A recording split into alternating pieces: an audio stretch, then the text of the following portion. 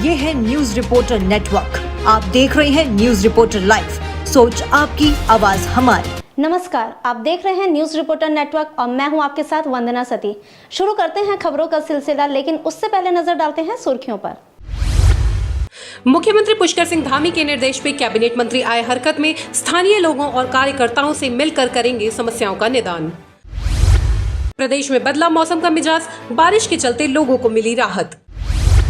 Smart city project को लेकर विपक्ष हमलावर, प्रदेश उपाध्यक्ष सूर्यकांत धस्माना ने लगाया घोटाले का आरोप। पुरानी पेंशन बहाली की मांग हुई तेज, कर्मचारियों ने किया व्यापक प्रदर्शन। अब खबरें विस्तार से। उत्तराखंड के मुख्यमंत्री पुष्कर सिंह धामी के निर्देश के बाद प्रदेश के मंत्री अब विभिन्न जिलों के दौरे पर जा रहे हैं, जहां वो स्थानीय लोगों और पार्टी कार्यकर्ताओं से मुलाकात कर उनकी समस्याओं का निदान करेंगे। इसी कड़ी में प्रदेश के कैबिनेट मंत्री गणेश जोशी आज गुरुवार से 3 दिनों के रुद्रप्रयाग दौरे पर रहेंगे। इस दौरान वो विभिन्न क्षेत्रों में आयोजित होने वाले बहुउद्देशीय शिविर में शामिल होंगे। कैबिनेट मंत्री गणेश जोशी सबसे पहले रुद्रप्रयाग के कंडारा और अगस्त्य मुनि में बीजेपी कार्यकर्ताओं के साथ मुलाकात करेंगे। शुक्रवार को मनसूना और कोटमा में तथा शनिवार को लवारा में आयोजित बहुउद्देशीय शिविर में प्रतिभाग करेंगे। साथ ही दोपहर 2 बजे राजकीय इंटर कॉलेज गुप्तकाशी में बीजेपी कार्यकर्ताओं के साथ बैठक करेंगे। इसके बाद कैबिनेट मंत्री देहरादून वापस आएंगे।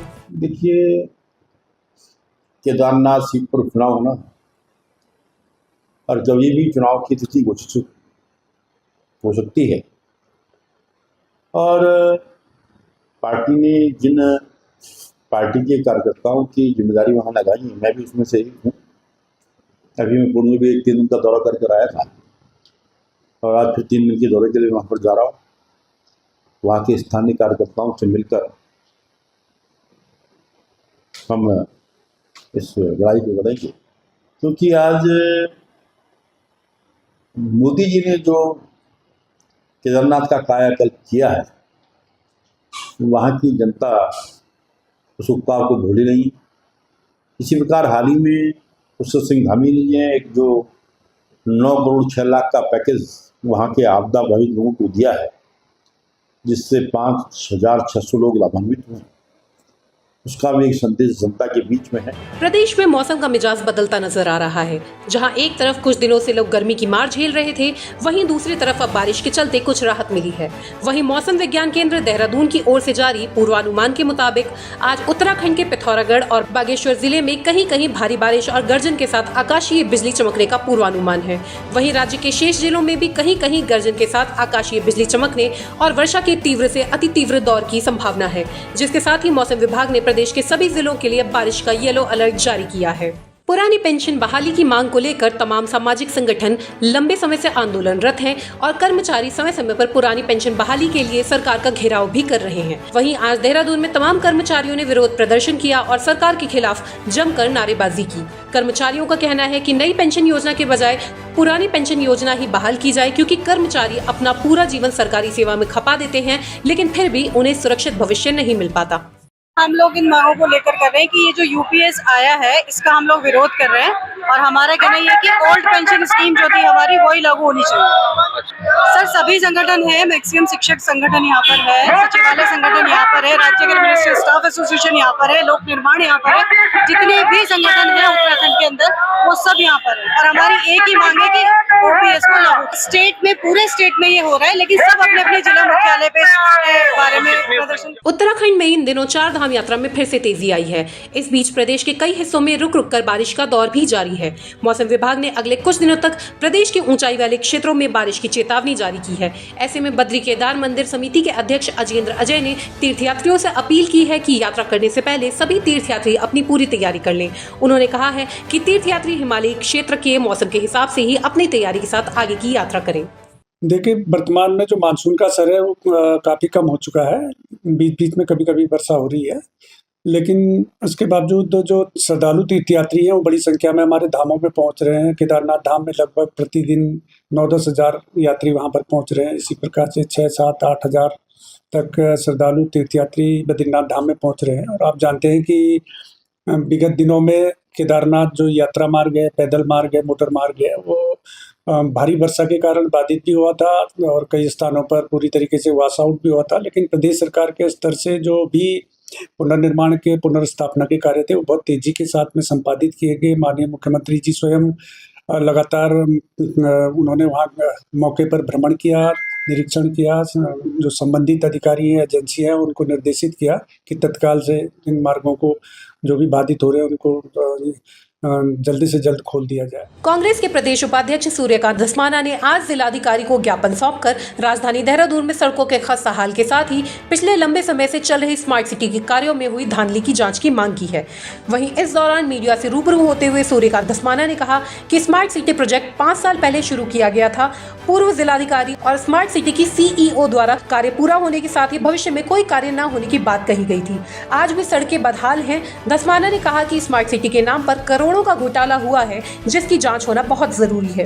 डॉक्टर जसविंदर सिंह गोगी साहब, हमारी पार्टी की महामंत्री गोदावरी थापली जी, हमारे पार्टी के नेता राजकुमार जायसवाल जी, हमारे पार्टी के नेता सुनील अग्रवाल साहब और सारे प्रमुख नेता, पूर्व पार्षद, हमारे निवर्तमान पार्षद, हम लोगों का प्रतिनिधिमंडल जिलाधिकारी देहरादून से मिला और जिलाधिकारी देहरादून को हमने मांग पत्र दिया। देहरादून स्मार्ट सिटी जो प्रोजेक्ट 5 वर्ष पहले शुरू किया गया था और जिसको विधिवत रूप से जिलाधिकारी जो CEO थी उन्होंने पूर्ण होने का और उस पर भविष्य में कोई काम न होने का ऐलान किया। उसके बाद हमने देहरादून कैसा स्मार्ट बना उसका एक अभियान चलाया। पूरे देहरादून की जनता को स्मार्ट सिटी दिखाने के लिए सबसे पहले हमने गड्ढों में सड़क और सड़क में गड्ढे, ये अभियान चला करके देहरादून के विभिन्न जो मुख्य मार्ग हैं, अभी मुख्य मार्गों की बात कर रहा हूँ, उनमें जाकर के हमने दिखाया, चाहे वो सहस्त्रधारा रोड हो, चाहे वो कैनाल रोड हो, चाहे वो राजपुर रोड में ओल्ड मसूरी रोड से लेकर के डाकपट्टी तक की सड़क हो, चाहे वो धर्मपुर विधानसभा की विभिन्न मार्ग जो भद्री चौक से लेकर के और दून विश्वविद्यालय की सड़क है, इसके अलावा हरिद्वार बाईपास की सड़क है, बंजारावाल की सड़कें हैं, कारगी की सड़कें हैं, इनका नजारा देहरादून की जनता को हमने फेसबुक लाइव के माध्यम से, चैनल्स के माध्यम से, आपके माध्यम से, प्रिंट मीडिया के माध्यम से दिखाया। और आज हम जिलाधिकारी को ये ज्ञापन देने आए हैं कि बहुत बड़ा घोटाला स्मार्ट सिटी के नाम पर हुआ है। वहीं कांग्रेस पार्टी द्वारा ज्ञापन सौंपे जाने के बाद जिलाधिकारी सविन बंसल ने मीडिया से बात करते हुए कहा कि जितने भी बिंदु हमें प्राप्त हुए हैं उन पर शीघ्र कार्रवाई की जाएगी। साथ ही सीवर लाइनों से संबंधित समस्या को लेकर SDM के नेतृत्व में तत्काल एक कमेटी गठित की गई है जो जल्द ही मौके का मुआयना करेगी ताकि ऐसी समस्याओं का तुरंत निदान हो सके। जो ग्रीवेंसेस रेज किए गए हैं उसको हम शासन को संदर्भित कर रहे हैं, तो शासन से जैसे डायरेक्शंस प्राप्त होंगे उसके अनुसार कार्रवाई की जाएगी। सेकंड, जो इमीडिएट नेचर का हमारा ग्रीवेंस है कि कहीं पर सीवर लाइन ओवरफ्लो करने की शिकायत मिली है, उसके लिए हमने तत्काल अभी SDM की संयुक्त कमेटी बनाकर वहाँ पे मौका मुआयना के लिए भेज दिया है। वायलेशंस पाए जाने पर आज ही पुनिटिव एक्शन इम्पोज हो जाए। उत्तराखंड में 2 दिनों से रुक रुक कर हो रही बारिश के चलते कई जगह पर लोग परेशानियों का सामना कर रहे हैं। 2 दिनों की बारिश के चलते बद्रीनाथ मार्ग, अल्मोड़ा और चंपावत में कई मार्ग बाधित हैं, जिन्हें खोलने का प्रयास किया जा रहा है। प्रदेश के आपदा प्रबंधन सचिव विनोद कुमार सुमन ने बताया कि बुधवार शाम तक 54 सड़कें बंद थीं, जिन्हें आवागमन के लिए सुचारू करने का प्रयास जारी है। उन्होंने कहा कि प्रदेश में विभिन्न हिस्सों में बारिश हो रही है, लेकिन बारिश रुक रुक कर और हल्की हो रही है। उन्होंने बताया कि 14 सितंबर को आपदा प्रबंधन समिति की जो बैठक हुई थी उसमें 480 मार्ग अवरुद्ध थे। अब 430 मार्गों को पूरे तरीके से आवागमन के लिए खोल दिया गया है। कल से लगातार बरसात हो रही है। बरसात की तीव्रता थोड़ी कम है, लेकिन बरसात लगातार जारी है और उसके कारण कुछ सड़कें हमारी बंद हुई हैं। आज की बात करें तो आज हमारा चारधाम यात्रा मार्ग पे बद्रीनाथ यात्रा मार्ग बाधित है और अल्मोड़ा में क्वारव के पास मार्ग बाधित है, चंपावत में कई जगह मार्ग बाधित है और कई रास्ते बंद हुए हैं, जिसको खोलने की कार्रवाई चल रही है। 14 तारीख में जानते हैं आप लगभग 481 सड़कें बंद थी, जिसमें से हम लोगों ने लगभग 430 से ज़्यादा सड़कों को खोल दिया अब तक। और जो सड़कें बंद हैं, कल की फिगर थी करीब 54 सड़कें बंद थी, जिनको खोलने की कार्रवाई चल रही है। माननीय मुख्यमंत्री जी द्वारा भी अभी हाल ही में 2 दिन पहले बैठक ली गई थी, जिसमें सभी जिलाधिकारियों को सभी रास्तों को खोलने के लिए निर्देश दिए गए थे। सभी जनपद और विभाग इसमें कार्रवाई कर रहे हैं। देहरादून के लक्खी बाग क्षेत्र के मद्रासी कॉलोनी में बारिश के दौरान नाले के पास खेल रही 5 साल की एक बच्ची नाले में पैर फिसलने से बह गई। सूचना मिलने के बाद एसडीआरएफ की टीम ने तुरंत कार्रवाई करते हुए लक्खी बाग क्षेत्र के मद्रासी कॉलोनी के नालों में गहन सर्चिंग अभियान चलाया। सर्चिंग के दौरान उक्त बच्ची के शव को घटना स्थल से करीब 14 किलोमीटर दूर दूधली चौकी के पास सुसवा नदी के किनारे से बरामद कर जिला पुलिस के सुपुर्द किया। आगामी 30 सितंबर को उत्तराखंड महिला आयोग सुद्धोवाला जेल में एक कार्यशाला आयोजित करने जा रहा है। राज्य महिला आयोग की अध्यक्ष कुसुम कंडवाल ने मीडिया से बातचीत करते हुए बताया कि समय समय पर आयोग जेलों में निरीक्षण करता रहता है। 30 सितंबर को भी राज्य महिला आयोग देहरादून के क्षेत्र में स्थित सुद्धोवाला जेल में महिला कैदियों की दिनचर्या के साथ साथ उनके स्वास्थ्य, पोषण, आहार जैसे तमाम पहलुओं पर एक कार्यशाला आयोजित करने जा रहा है, जिसमें महिलाओं की समस्या पर चर्चा की जाएगी। साथ ही उन्होंने कहा कि महिला आयोग पूरी तरह से महिलाओं की सुरक्षा के लिए हमेशा गंभीरता से कार्य करने को तैयार रहता है। जो हम समय समय पर हम जेल में निरीक्षण भी करते हैं, जेल में महिला कैदियों के साथ हम 1-to-1 भी करते हैं, उनसे पूछते हैं उनका कैसे उनके व्यवस्था पूरी दिनचर्या होती है। इसी को लेके उनके स्वास्थ्य कैंप को लेके या उनका पोषण किस तरह आहार होता है, उस सब को लेके 30 तारीख को हम सुद्धोवाला जेल में एक कार्यशाला करने जा रहे हैं, जिसमें हमारे डॉक्टर्स जा रहे हैं और विभिन्न माध्यम लोग उसमें जा रहे हैं। तो ये भी कि हम आयोग अपनी तरफ से लगा रहता है कि किस तरह से महिलाओं की सुरक्षा, चाहे वो कैदी महिला हो चाहे वो आम वैसी महिला हो, तो सुरक्षा को लेके महिलाएं हमेशा ही तैयार रहती है। प्रदेश में हो रही तेज बारिश लोगों को गर्मी से राहत तो दे रही है, लेकिन दूसरी ओर बारिश के कारण नदी नालियों का पानी सड़कों पर उतरता नजर आ रहा है, जिसको लेकर शहरी विकास मंत्री प्रेमचंद अग्रवाल ने कहा कि अतिवृष्टि से हो रहे नदी नाली के बहाव को तो रोका नहीं जा सकता, चाहे उसके लिए कितने भी ड्रेनिंग सिस्टम बनाए जाएं, और जो बनाए गए हैं वो पर्याप्त हैं। उन्होंने कहा कि हमारा पूरा प्रयास है कि अगर इनमें किसी प्रकार की कोई कमी रह गई हो तो इस पर तुरंत काम किया जाएगा। जिसकी आप चर्चा कर रहे हैं वो सिंचाई विभाग के पास है और लगभग 35 करोड़ का वो एस्टीमेट जो मेरी जानकारी में बातचीत हुई थी, और सिंचाई विभाग उसका तैयार कर रहा है प्राकलन, और जैसे ही वो यदि वहाँ से स्वीकृत होगा तो पूरे जो शहर का जिसकी आप चर्चा कर रहे हैं स्वीकृति के बाद उस पर काम करेंगे।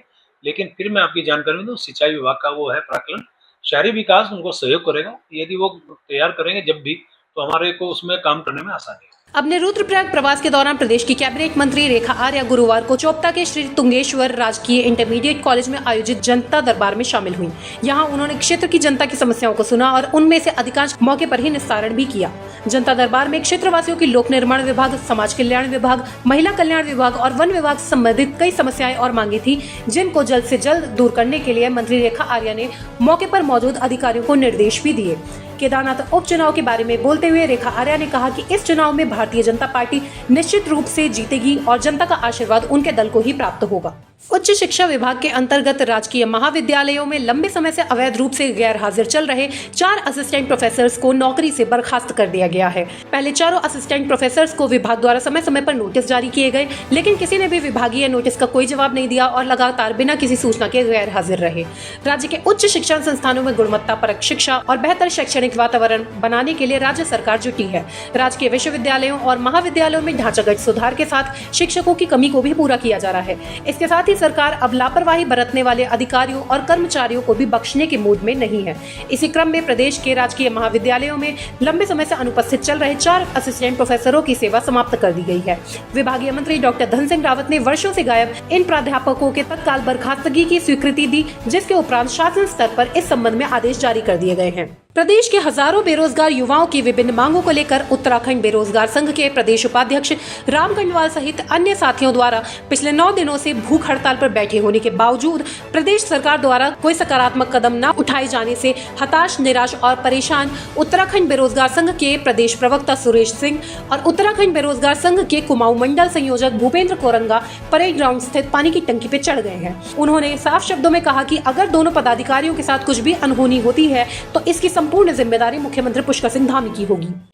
नमस्कार साथियों, लगातार उत्तराखंड के बेरोजगार युवाओं की मांगों को लेकर के हम लोग, हमारे साथी बेरोजगार संघ के जो उपाध्यक्ष राम कंडवाल जी और 2 साथी 8 दिन से, आज 9वां दिन है, लगातार भूख हड़ताल पर बैठे हैं। उसके बावजूद भी सरकार कोई भी सुनवाई हमारे पक्ष में नहीं कर रही है, जिससे परेशान होकर के, आक्रोशित होकर के हमारे पास सिर्फ एकमात्र चारा ये बचा हुआ है और हम लोग अभी parade ground, Dehradun parade ground स्थित जो टंकी है, मैं और सुरेश भाई, हम दोनों, हमारे जो प्रवक्ता हैं बेरोजगार संघ के, हम दोनों इस टैंक पर चढ़ चुके हैं और हम इस धामी सरकार को ये कहना चाहते हैं, इस निरंकुश धामी सरकार को ये कहना चाहते हैं कि हमारे इरादे बुलंद हैं। हम सिर्फ ये चाहते हैं कि हमारी मांगों पर आप मुहर लगाएं। अगर नहीं लगाते हैं तो आपको ये जो युवाओं को बार बार आप छलने और ठगने का काम कर रहे हैं, ये बहुत भारी पड़ने वाला है। तो बने रहिए हमारे साथ और देखते रहिए न्यूज रिपोर्टर नेटवर्क। धन्यवाद। अगर आप हमारे चैनल पे नए हैं तो चैनल को सब्सक्राइब करें और साथ ही बेल आइकन को प्रेस करें ताकि उत्तराखंड की कोई भी अपडेट मिस ना हो पाए।